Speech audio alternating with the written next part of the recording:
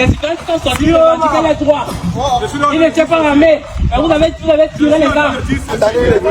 Nous ne travaillons pas pour un individu. Non, vous êtes une milice. Vous êtes une milice pour le pouvoir. Oui. Parce que ça, vous n'avez pas tiré sur les citoyens. Je crois que vous étiez là-bas, nous ne sommes pas venus. Vous êtes une milice de Biya. Nous ne vous voulons plus. On ne veut pas de Biya. Non, ça c'est la scène. On ne veut plus de lui. On ne veut plus de Biya.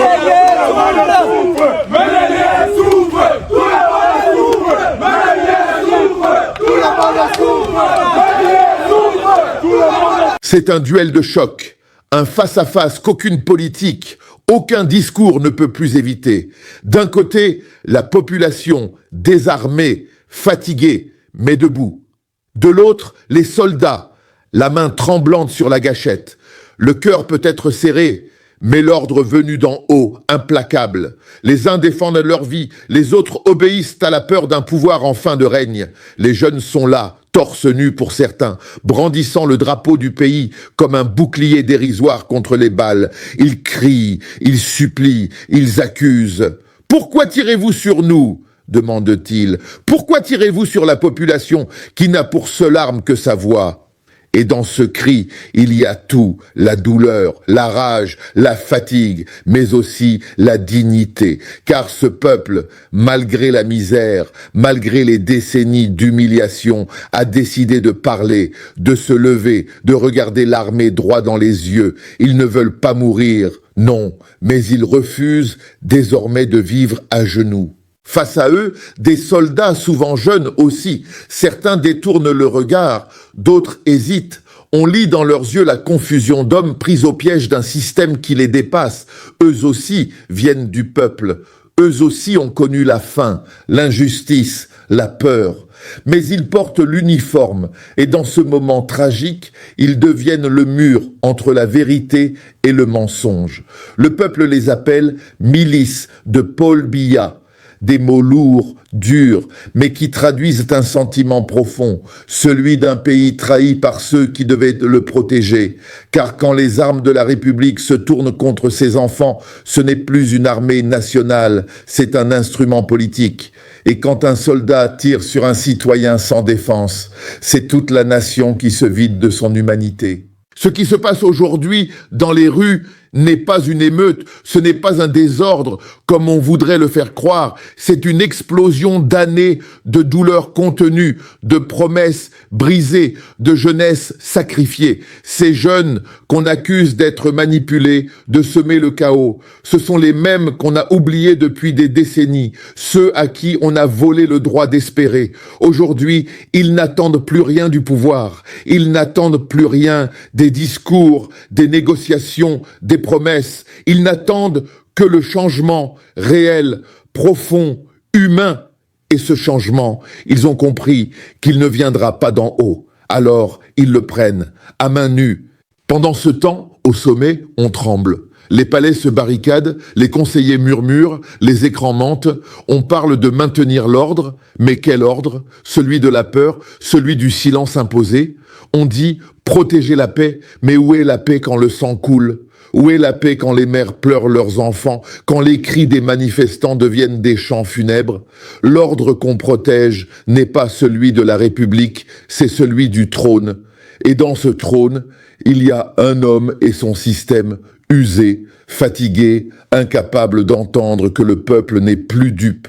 Mais au milieu de tout cela, il reste quelque chose d'humain, de fragile, d'indestructible, la conscience. Car même au cœur du chaos, il y a des soldats qui refusent de tirer, des officiers qui ferment les yeux pour ne pas obéir, des voix qui tremblent mais qui disent non. Et ce non murmuré, c'est déjà le début du basculement. Car l'histoire, toujours, finit par se ranger du côté de ceux qui ont dit non à l'injustice. Ce sont ces gestes silencieux, ces refus discrets qui annoncent la chute des tyrans. Et puis il y a les mères, ces femmes qui pleurent, mais qui ne fuient pas, Elles se tiennent debout, tenant la photo d'un fils tombé, d'un frère disparu. Dans leurs yeux, il n'y a plus la peur. Il y a la détermination froide de celles qui ont trop souffert.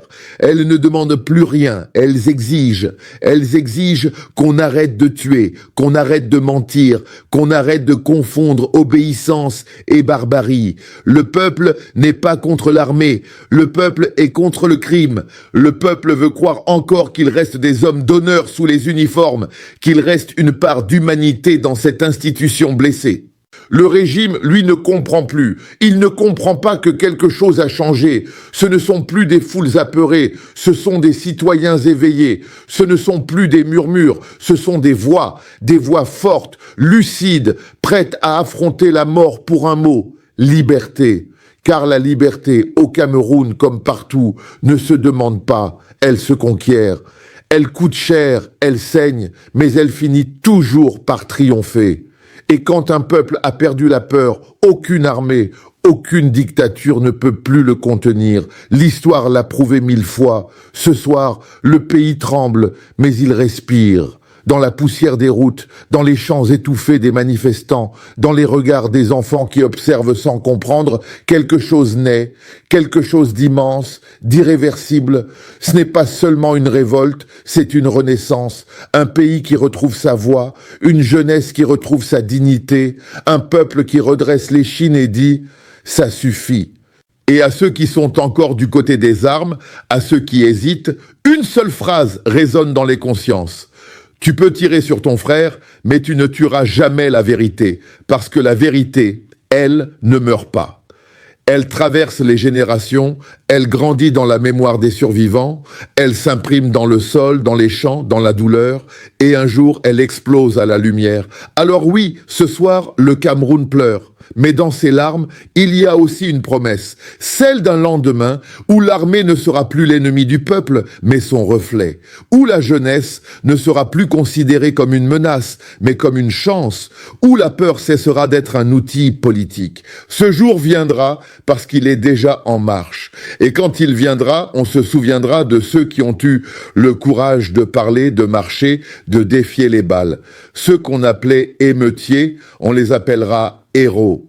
Ce duel de choc entre le peuple et les soldats, ce n'est pas seulement une confrontation, c'est le miroir d'un pays qui se cherche, d'une génération qui refuse l'effacement. Ce n'est pas la fin, c'est le commencement d'une vérité que plus rien ne pourra étouffer. Et dans le silence qui suivra, on entendra enfin ce que le peuple disait depuis toujours. Nous voulons vivre, pas survivre. C'est un duel de choc. Un face-à-face qu'aucune politique, aucun discours ne peut plus éviter. D'un côté, la population désarmée, fatiguée, mais debout.